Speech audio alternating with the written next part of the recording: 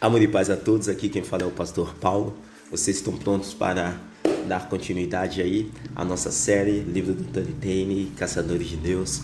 Vamos continuar a segunda parte do capítulo 1 e eu estou muito ansioso, eu acredito que vocês também. Então, vamos lá. Desde então eu já peço para que vocês curtem aí, ativem o sininho e não esquece de compartilhar para que mais pessoas, através da rede social, ela seja abençoada por Deus. Vamos lá? As pessoas começaram a chorar e se lamentar.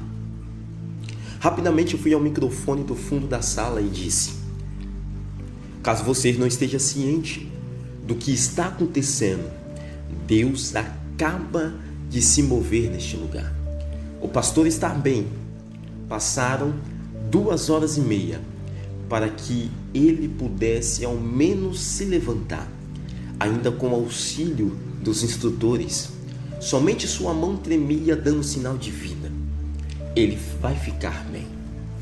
Enquanto tudo acontecia, os instrutores correram para verificar se o pastor estava bem e pegaram os pedaços do púlpito.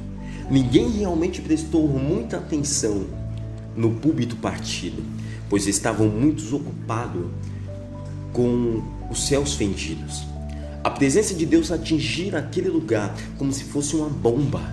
As pessoas começaram a chorar e se lamentar. E eu disse: se você não está aonde precisa estar, esta é uma boa hora para se reconciliar com Deus. Eu nunca vira tamanho apelo. O tumulto se fez. Pessoas se empurravam, não esperavam pelos corredores se esvaziarem, pulavam os bancos da igreja. Homens de negócio arrancavam suas gravatas e estavam literalmente amontoados uns sobre os outros, no mais terrível e harmonioso som de arrependimento que eu já ouvi na minha vida. As simples lembranças disso ainda me causam arrepios. Quando eu fiz o apelo do culto das 8h30, eu não tinha ideia de que aquele seria o primeiro dos 7 apelos daquele dia.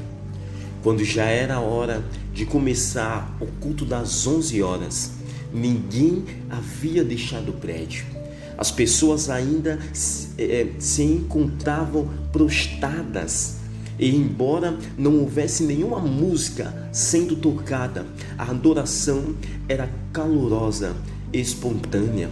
Homens maduros dançavam como bailarinos, crianças com o rosto na terra, ajoelhadas, absortas pela presença de Deus.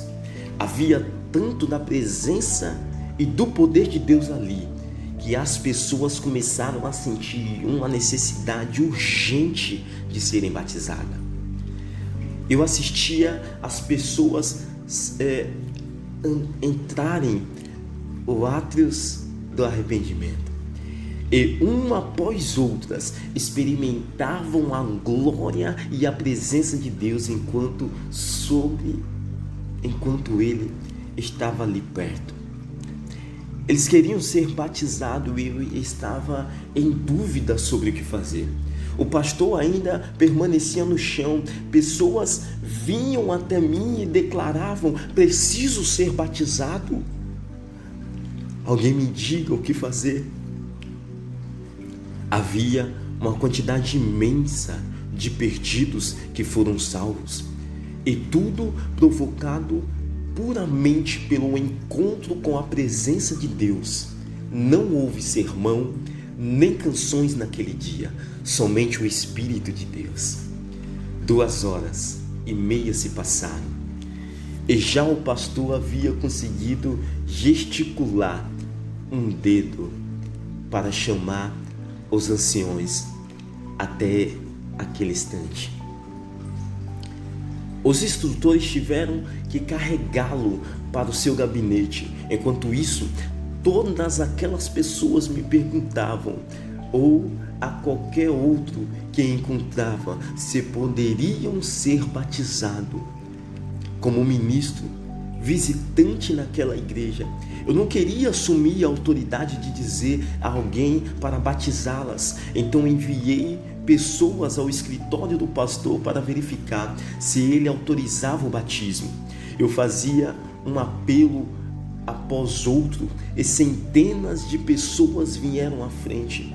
Como a cada vez mais pessoas vinham me perguntar a respeito do batismo, percebi então que nenhum daqueles que foram ao escritório do pastor retornaram.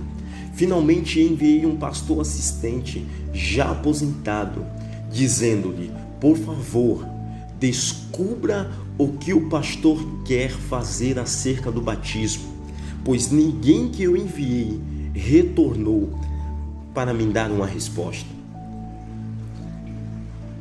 O homem abriu a porta e inclinou a cabeça para dentro do escritório. Para sua surpresa, viu o pastor ainda deitado diante do Senhor e todos os que haviam lhe enviado estirados pelo chão também, chorando e se arrependendo diante de Deus. Então voltou depressa para me relatar o que tinha visto e acrescentou: vou perguntar-lhe o que pediu, mas se eu entrar naquela cabine, pode ser que eu também não volte. Batizamos pessoas horas e horas. Balancei a cabeça concordando com aquele pastor assistente. Acho que não há problema se os batizarmos. Então começamos a passar as pessoas pelas águas, como um sinal físico do seu arrependimento diante do Senhor.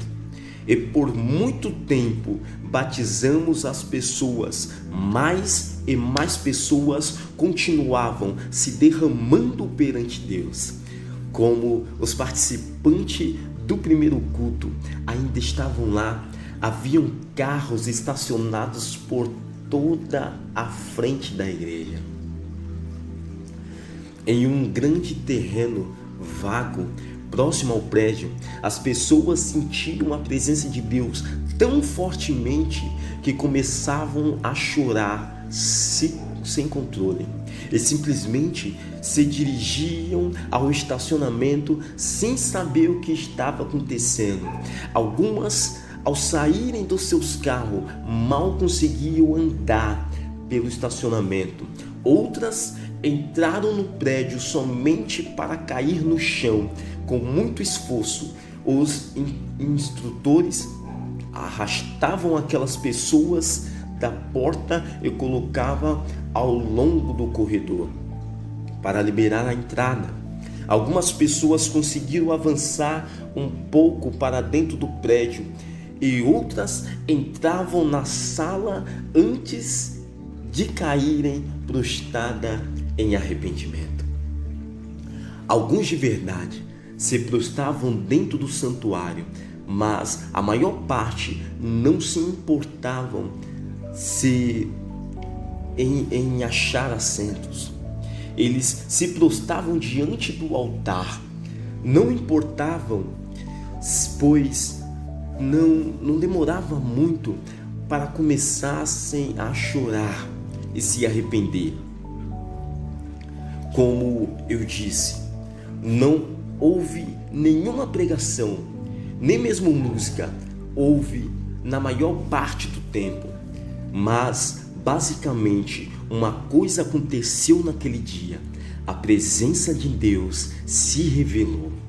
Quando isso acontece, a primeira coisa que se faz é o mesmo que Isaías fez ao ver o Senhor no alto e sublime trono. Ele clamou das profundezas de sua alma, então disse: ai de mim, estou perdido, porque sou um homem de impuros lábios, habito no meio de um povo de impuros lábios, e os meus olhos viram o Senhor dos exércitos. Isaías 6:5. Vejo bem um momento em que Isaías, o profeta, servo escolhido de Deus, viu o Rei da Glória, o que ele pensava estar puro e santo parecia trapos de imundície. Ele estava pensando, eu achava que conhecia Deus, mas não conhecia nem um pouco dele. Naquele domingo, parecíamos termos chegado tão perto, quase o pegamos. Agora sei que é possível. Eles voltaram buscando mais. As pessoas continuaram enchendo o auditório. Tudo começou com o extraordinário culto das 8h30 naquela manhã. Finalmente, por volta das 16 horas, consegui comer alguma coisa. Então, voltei para a igreja. Muitos nem saíram. Aquele culto matinal de domingo só terminou 1h da madrugada da segunda-feira. Nem precisávamos anunciar nossa programação para segunda-feira à noite. Todos já sabiam, haveria uma reunião, quer anunciemos ou não.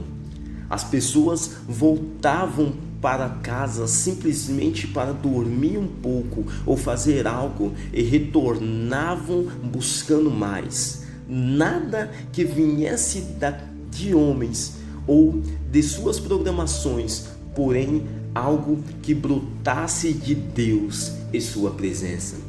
Noite após noite, o pastor e eu diríamos o que fazer. Na maioria das vezes, nossa resposta era previsível.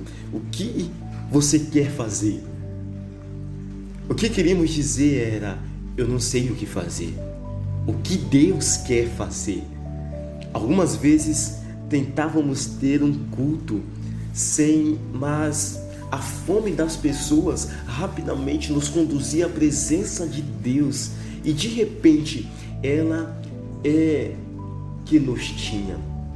Escute, meu amigo, Deus não se importa com sua música, suas torres, seus prédios admiráveis, o carpete de sua igreja não o impressiona. Ele é quem forrou os campos. Deus realmente não se preocupa com nada de que você possa fazer para Ele. Ele somente se preocupa com sua resposta a uma pergunta: você me quer? Cai por terra tudo que não provenha do Senhor Deus. Programamos nossos cultos de forma tão rígida e tão pouco profética que ficamos nervosos se Deus tenta fazer algo que não planejamos. Não podemos suportar a livre presença de Deus em nossas programações por muito tempo, porque Ele poderia arruinar tudo. Esta tem sido a minha oração. Faça com que nossos esquemas se desmoronem, Deus, e que caia por terra tudo o que não provenha do Senhor. Deixe-me fazer uma pergunta. Quando foi que você esteve na igreja e disse, vamos esperar no Senhor? Acho que temos medo de esperar nele, porque não acreditamos que Ele vá se revelar. Tem uma promessa para você. Os que esperam no Senhor renovam as suas forças. Isaías 40:31, parte A. Quer saber por que vivemos fracos como cristãos e não temos tido tudo o que Deus tem para nós? Quer saber por que temos vivido atoados aos nossos confortáveis privilégios e não temos tido forças para suportar nossa própria carnalidade? Talvez porque não tenhamos esperado nele para que nos fortaleça. Talvez tenhamos tentado realizar as coisas confiados em nosso próprio poder. Deus fez desmoronar tudo que não provinha dele em Houston. Não estou tentando fazer com que você se sinta mal. Sei que muitos cristãos e muitos de nossos líderes verdadeiramente se esforçam, mas existe muito mais. Você pode pegar Deus. Pergunte a Jacó, você verá ruir os esquemas que limitaram o seu caminho até agora. Você pode pegá-lo. Nós temos falado, pregado, ensinado sobre avivamento a ponto de saturar a igreja. É o que tenho feito toda a minha vida. Preguei o avivamento, pelo menos pensá-lo que tinha feito.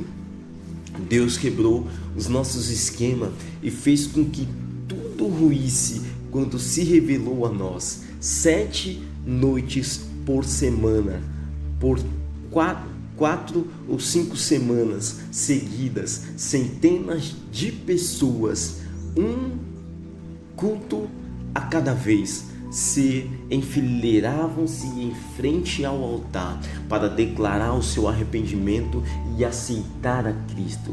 Elas o cultuavam, esperando nele, e lhe dirigiam suas orações. O que aconteceu nos dias dos primeiros cristãos e nos avivamentos mais recentes estavam acontecendo novamente. Então comecei a entender. Deus, o Senhor, quer fazer o mesmo em todos os lugares. Durante meses, a presença de Deus pairou ali. Deus está voltando para recuperar a igreja. Até onde posso dizer, só existe uma coisa que o detém. O Senhor vai derramar seu Espírito onde a fome dele. Ele procura pelos famintos. Ter fome significa não estar satisfeito com a mesmice, porque ela nos obriga a viver sem o Senhor em sua plenitude. Ele só vem quando você está disposto a se voltar totalmente para ele. Deus está voltando para recuperar sua igreja, mas você tem que ser um faminto. Ele quer se revelar entre nós. Ele quer vir cada vez mais forte e mais forte, até que sua carne não seja mais capaz de suportar. A beleza disto é que nem mesmo os perdidos ao nosso redor serão capazes de resistir. Está começando a acontecer. Vejo o dia em que os pecadores mudaram seu rumo nas ruas, estacionaram com olhares confusos e vão bater a nossa porta dizendo: por favor, existe algo aqui. Como posso ter isto? O que fazer? Você não está cansado de tentar distribuir folhetos, bater nas portas e fazer tudo acontecer? Por muito tempo temos tentado fazer com que as coisas aconteçam. Agora Deus quer fazer acontecer. Porque você não descobre o que Ele está fazendo e junta-se a Ele. Era isto que Jesus fazia. Ele dizia: Pai, o que o Senhor está fazendo é isto que farei. João capítulo 5, verso 19 ao 20. Deus quer se mover com sua igreja. Quando foi que você se sentiu tão faminto por Deus que sua fome o consumiu a ponto de você nem mais se importar com que as pessoas pensassem de você. Eu desafio a esquecer cada perturbação, cada opinião e pensamentos. O que está sentindo agora, enquanto lê sobre como Deus tomou esta igreja, você está passando por cima disto. O que está embaraçando o seu coração? Você não sente o despertar daquela fome que pensou estar esquecida? Quando foi que você sentiu o que está sentindo agora? Levanta-te e busque a presença de Deus. Seja um caçador de Deus. Não estou falando daquela animação típica do louvor e da adoração. Sabemos muito bem como conduzir a música de forma que tudo esteja maravilhoso, acompanhamento esteja espetacular e tudo pareça perfeito, mas não é disso que eu estou falando. Eu não estou falando, estou falando da verdadeira fome em você agora. Estou falando da fome da presença de Deus. Eu disse uma fome pela presença de Deus. Sem muita cerimônia, gostaria de dizer que, na verdade, a igreja tem vivido por tanto tempo uma presunção de uma justiça própria que cheira mal diante de Deus. Ele não pode nem olhar para nós mesmos no estado presente. Da mesma forma, você ou eu, nós nos sentimos embaraçados em um restaurante ou em um supermercado quando vemos os filhos de alguém pintando o set. Deus sente o mesmo sobre a nossa justiça própria. Ele está incomodado com o nosso fariasismo. Não estamos tão juntos quando pensamos que estamos. O que pode nos mover para o centro do pleno Deus? O arrependimento. Naqueles dias aparecerão João Batista pregando no deserto da Judéia e dizia: arrependei-vos, porque está próximo o reino dos céus, pois este é o referido por intermédio do profeta Isaías. Vós, do que clama no deserto, preparai o caminho do Senhor, endireitai-vos as suas veredas. Mateus capítulo 3, verso do 1 ao 3. O arrependimento prepara o caminho e endireita as estradas para o nosso coração. O arrependimento eleva os lugares baixos e rebaixa todos os lugares altos de nossas vidas e das famílias cristãs. O arrependimento nos prepara para a presença de Deus. Na verdade, você não pode viver na presença do Pai sem o arrependimento. O arrependimento nos permite buscar a sua presença. O arrependimento constrói a estrada para que você possa alcançar Deus, ou para que Deus alcance você. Pergunte a João Batista, quando ele construiu a estrada, Jesus veio andando por ela. Este é o ponto fundamental do que tenho para dizer. Quando foi que você disse: eu estou indo para Deus? Quando foi que você deixou tudo de lado, todas as suas ocupações, e correu na estrada do arrependimento para... Que Deus e Cristo abençoe a todos vocês e continuemos a terceira parte do capítulo 3. No capítulo 1. Então, não perca.